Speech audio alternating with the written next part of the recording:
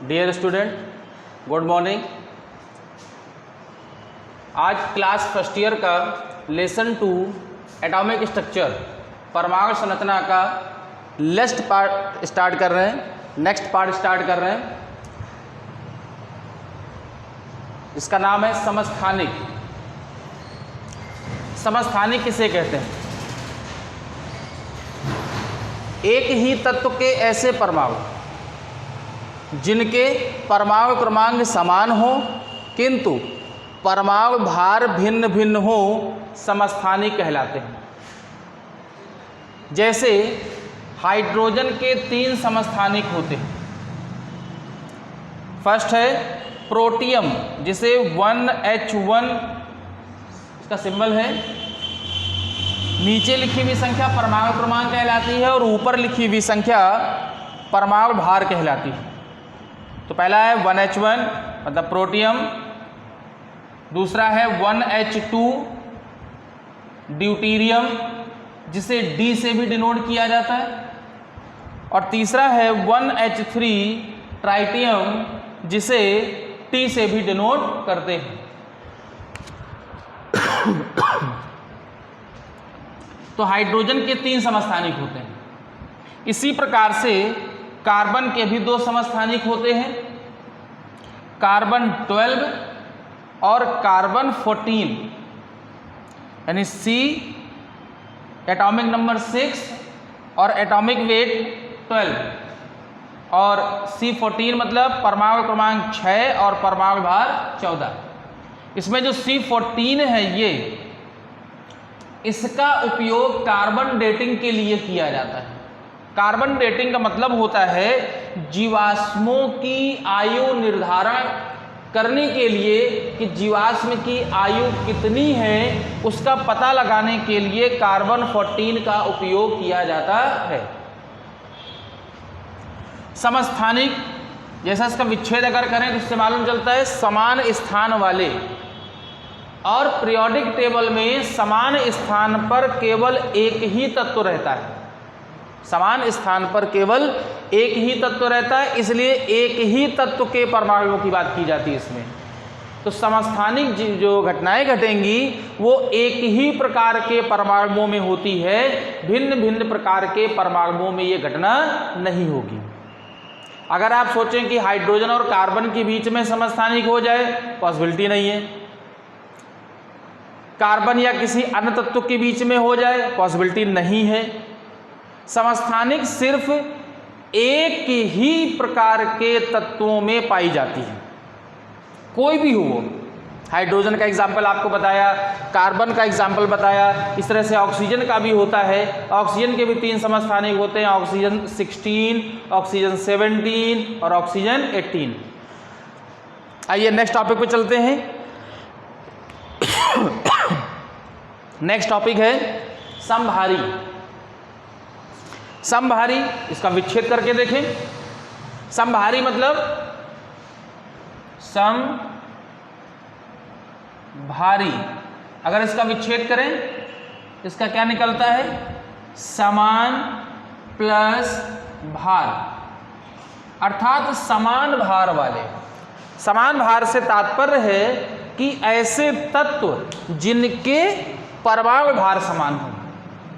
समभारी यानी समान भार, ऐसे तत्व जिनके परमाणु भार समान हो किंतु परमाणु क्रमांक अलग अलग हो।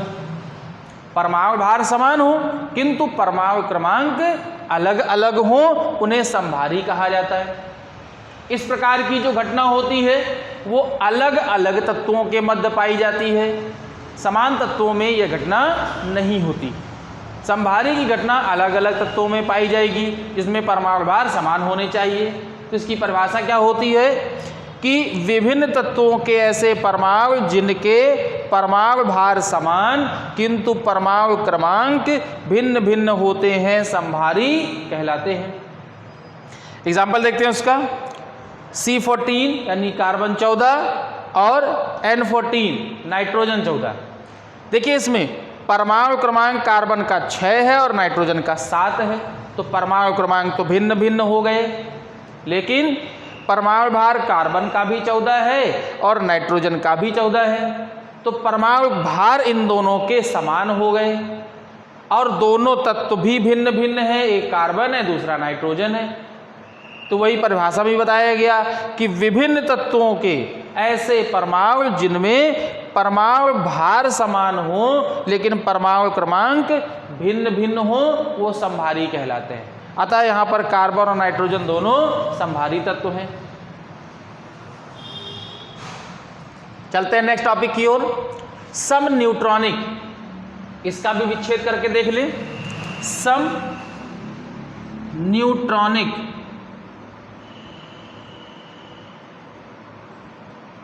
अगर इसका विच्छेद करते तो निकलता है समान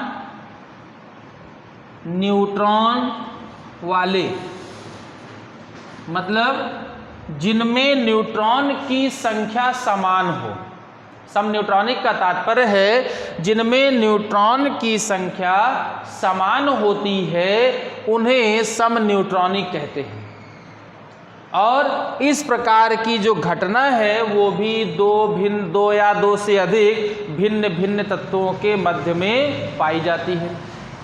तो सम न्यूट्रॉनिक उन्हें कहा जाएगा जिनमें न्यूट्रॉन की संख्या समान हो और यह अलग अलग तत्वों में पाई जाती हो, उन्हें सम न्यूट्रॉनिक कहते हैं। डेफिनेशन क्या हुई? भिन्न भिन्न तत्वों के ऐसे परमाणु जिनमें न्यूट्रॉन की संख्या समान होती है सम न्यूट्रॉनिक कहलाते हैं।